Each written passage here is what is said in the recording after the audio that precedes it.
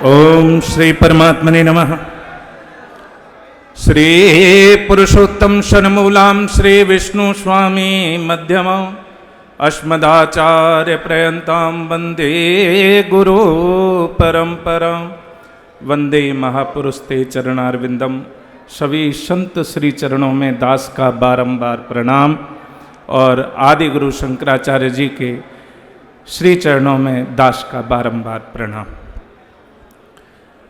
वर्तमान समय में अपने ध्येय पर अविचल दृष्टि रखकर मार्ग में मखमली बिछौने हों या कांटे बिखेरे हों, उनकी चिंता ना करते हुए जो निरंतर क्रियाशील व्यक्तित्व को धारण किए हुए हैं, ऐसे देवकी नंदन जी को बार बार शुभ आशीर्वाद।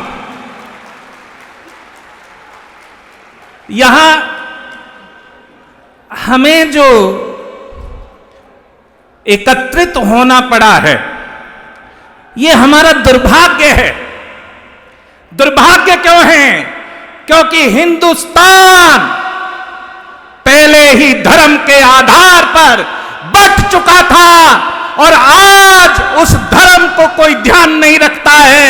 यहां तक कि बड़े बड़े नेता, आप देख रहे होंगे महाराष्ट्र में फतवा जारी हो रहा है और फतवा जारी में कहते हैं कि कोई वोट मत देना, हमें विधर्मी कहा जाता है। आप किस दिन एकत्रित होंगे? किस दिन आपको एकत्रित होने के लिए सोचना होगा?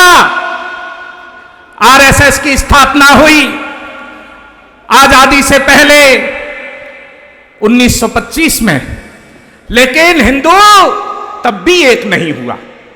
उसके पश्चात में यहां बट गए, चले गए, और तो और जो हमारी जमीन थी आजादी के बाद, जिस पर हमारा अधिकार था, जहां हमारे बड़े बुजुर्ग रहते आए हैं, आज उस जमीन पर भी वक्फ बोर्ड के नाम पर आज हमें चिन्हित किया जा रहा है। हमारे देव स्थानों को हमसे छीना जा रहा है।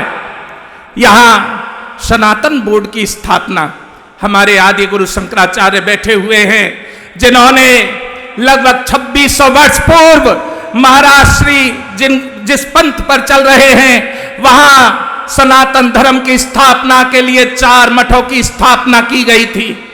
आज उन मठों का आधार भी ऐसे लग रहा है जैसे कि बद्रीनाथ में महाराज श्री, आपने देखा होगा कि एक विधर्मी कहता है ये बद्रीनाथ नहीं है, ये तो बदरुद्दीन की दरगाह है।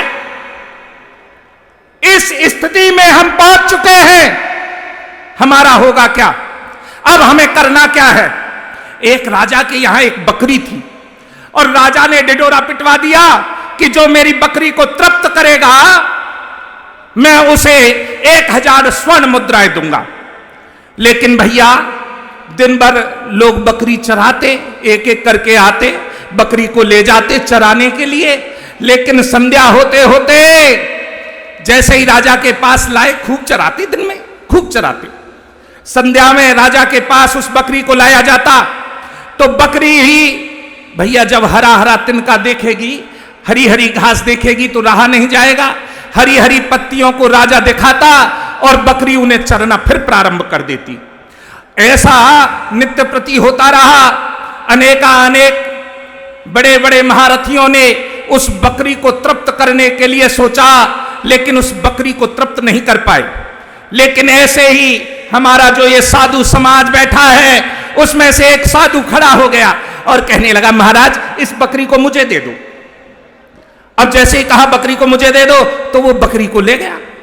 लेकिन महाराज के हाथ में एक दंड भी था और उस दंड से जैसे ही बकरी चारा चरने के लिए तैयार हो, उसके एक मारे।